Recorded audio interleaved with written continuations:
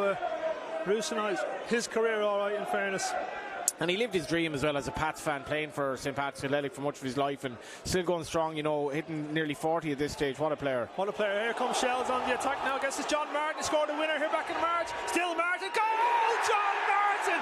He did it in March. He's done it again. Shels in front in the 11th minute of the contest, Johnny Ward. Yeah, it's a very, very poor goal from Galway United perspective. And as you say, John Martin got the goal here earlier in the season, Declan, but just watching it back here, it was very, very sloppy. It's just really, really kind of poor possession. Asua gets the ball, basically he hits it back, and yeah, it's just a really slack pass, you know, and Slevin couldn't get there in time. And John Coughlin's going to be so gutted with that. To give away a goal as easy as that in the 11th minute is just really disappointing from Galway perspective. Really, really poor. They don't pass the ball around much, dilly-dallying at the back. They did it there and it didn't work out at all. Credit John Martin for the finish. It was an acute angle, did really well. He did very well, you know, so he comes in and he was kind of looking at Brendan Clark on Brendan Clark's right hand side, and we were right behind it, and he finished it really well. But stay in a game like this because they're going to have to open up a little. Wilson is standing over this corner, plays it short, goes for the return ball into the danger area. Header coming in from Paddy Barrett. Not too far away, that one, Johnny. That was lovely, lovely play, and Shels quite dangerous from set pieces. Beautiful cross into the box. Paddy strapping frame, head nets. I actually feel he might be a small bit disappointed there that he didn't keep that down. That would have practically been game over, to be honest, at this stage, even after 14 minutes. But just watching the replay back was for Galway, so you're bang up to date in what's happening in the Premier Division of the League of Ireland this evening. Yeah, big goal that in Oriel. It was kind of a hard game to call, that one. Well, danger here.com as the ball comes into the penalty area. Can the goal back on? Couldn't quite. Might fall from McCormick. Lethwich is there. Danger here. The ball is across the face of goal by David Hurley.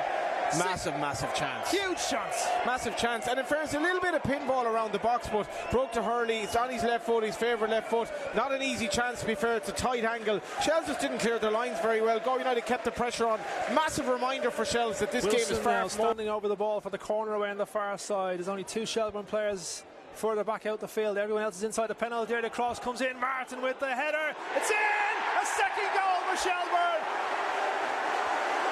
John Martin knocked it down. Looks like Caffrey. And it was number 27, Evan Caffrey, who was made at Shelbourne 2, Galway United 0. Yeah. That came brilliant work down the right hand side. I was enjoying the replay, to be honest, of the nutmeg and pass from John Martin. John Martin heavily involved again. Evan Caffrey, he's come into the sides, got that massively important goal in Inchicore a few weeks ago, that epic night in Inchicore, one of the biggest goals of the season for Shels.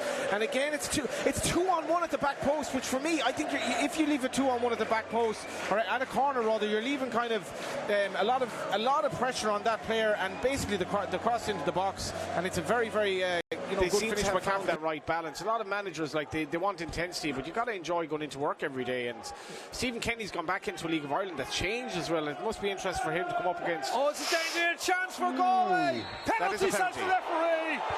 A penalty, says the referee. Maurice Nugent was fouled in the box. I think it was as well. And the referee has given the penalty, and a lifeline for Galway after 73 minutes here at Tolka Park.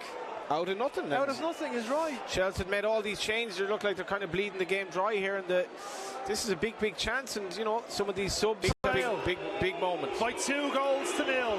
A big moment is right. Lombardo against Kearns. Here we go. Oh, saved by Kearns. Diving low to his right hand side and keeping it out. Yeah, it's not a good penalty. It's too close to him. You know, he does a little staggered run up. I was surprised he was taking it. You know, I don't really know. David Hurley would have been the obvious one. He's not on the pitch. That's so disappointing from a Galway perspective. That would have made and from a neutral perspective, would have made a hell of a last 20 minutes or so. It's just not a good penalty. It's too low. Probably Conor Kearns will argue it wasn't a penalty. First play. That was good. Gary Buckley did very well by the Galway defence there. Coming 4 additional minutes, we understand, to be added here at Tolka Park. Oh, that's a nasty one. That's going to be a second yellow card. Would you believe he only picked up the first one a matter of seconds ago? The problem with that is he's gone. It's a simple one. Your first touch a bit heavy. He actually got the ball first, but he leaves the foot in. It's a simple yellow card. No complaints. I didn't see the first one, but it's just a very frustrating night. But that is a yellow card, simple, all day long. Frustrating. 2-0 down. Miss a penalty. Man sent off. Cup semi-final, right. that was even more impressive. On an awful pitch. Absolutely. On an awful pitch. Absolutely. Shels seeing this out now. That's it, they are seeing it out. The referee has blown the full-time whistle, Rob Hennessy. The first game back for the league leaders since the summer break and has resulted in a 2-0 win. John Martin and Evan Caffrey with the goals. I can tell you Derry City have beaten Drogheda United by 5 goals to 1. Waterford have beaten Dundalk 2-0. 2-0 here, as we say, against 10-man Galway. Sligo Rovers 2, Shamrock Rovers 0. A big night in the northwest in memory there of Tommy Gorman. What was the other Simon score? Power with both goals, Jill, and the other score then was Pats nil, Bohs Pats nil. 0 and Bohemians 0. Handshakes all round here at Tolka Park.